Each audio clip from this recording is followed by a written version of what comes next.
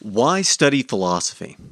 That's probably a question that you're asking right now. Why should I bother studying philosophy? I have lots of other things that I could be doing. I have things that I know, are clear with respect to my goals and what it is that I want to do. Why is it that I have to study something that isn't obviously related to what it is that I know that I want to do right now? That alone starts to push in the right direction. I want to suggest a couple of things with this just to kick things off. The first is philosophy is something of an acquired taste along the lines of coffee and wine and other things that we have to get used to, poetry even, something that when you first encounter it as a child it seems totally mysterious and why in the world would anybody like Shakespeare? Why in the world, and maybe you still don't like Shakespeare, but why in the world would anybody actually do this? And over time, things happen. You encounter little bits of it. Maybe you read a sonnet, and then later on you experience something that reminds you of it, or there's something that slowly builds that association and creates a certain kind of power and insight over time. And so that when you encounter it again and again and again, then you have a basis of familiarity in that tight network of associations. Associations are key to insight, and this is as much a physiological thing as it is a philosophical one. Insight is a kind of firestorm of associations. And so philosophy is a kind of acquired taste. It's something that comes to us over time and becomes clear that it is valuable over time as we gain insight and as we learn more about the world, we experience more about the world. It's the sort of thing that it may not immediately seem valuable to you, but 20 years down the line, 10 years down the line, whatever it is, a completely different situation, all of a sudden something comes up and it reminds you of Aristotle, or it reminds you of a particular notion in ethics, or maybe, the Panopticon, or something, something particularly interesting from philosophical history, or even, a history course, or a literature course, or whatever it might happen to be. Anything in the humanities, things tend to be like this, that you just never know where that's going to be valuable and how it's going to affect you. So that's the first element, and I hope to at least, give you a kind of tease of why it is that philosophy is valuable in that way. Now, let's dive into this a bit more.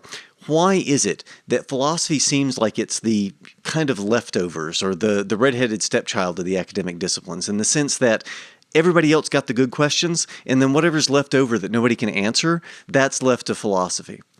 That's actually not a coincidence. So philosophy begins as thought in a certain way, and theoria, where the word that we get theory from in ancient Greece, meant contemplation. And so philosophy was simply thinking, and thinking was something that was inspired by wonder. And so any sense of curiosity that made us want to go out and figure out what was going on in the world, whether that's for knowledge or truth, familiarity, practical use, there are lots of different options here, right? Not just reason and truth. There are other aspects at hand.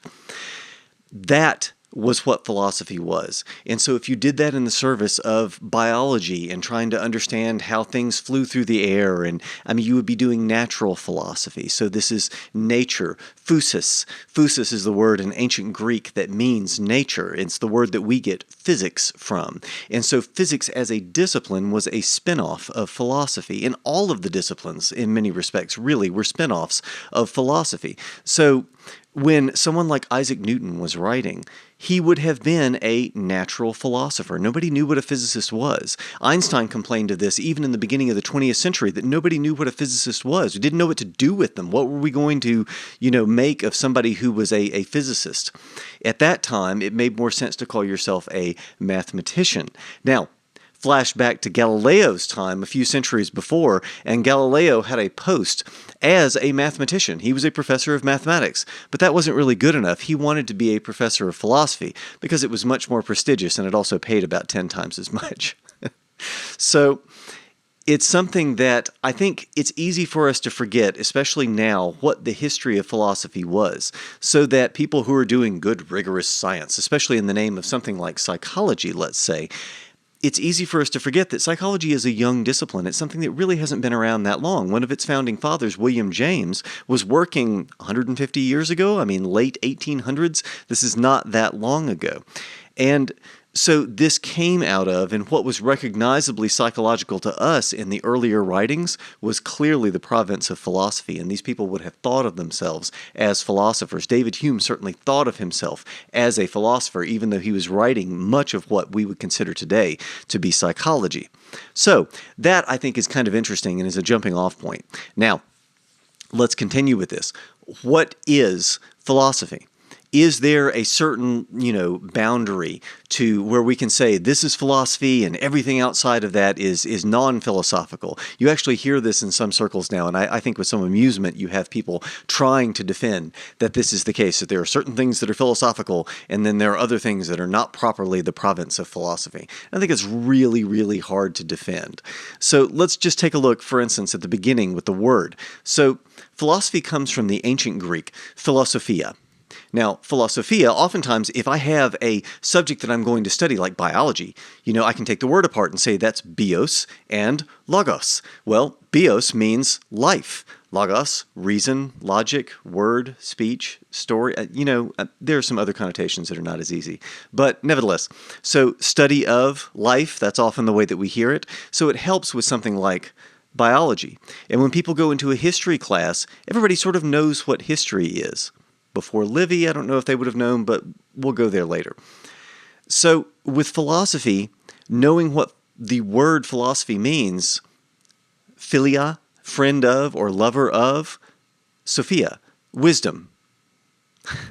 I mean, lover of wisdom, it's poetic, but it really not very helpful. And so a philosopher is someone who loves wisdom, that wants to go out and get insight. And this sounds like thinking again, right? It's really not very helpful to know what the word means necessarily, although it can be kind of interesting. Now, let's try a different angle with this. The Ph.D. Now, you may have noticed this, and I wonder how many of you have noticed this, that philosophy grants a Ph.D., but so does physics and English and history and anthropology and biology and sociology and everything, almost everything. Medicine, well, medicine actually does grant a PhD. It's a research degree, but they also grant a medical doctorate.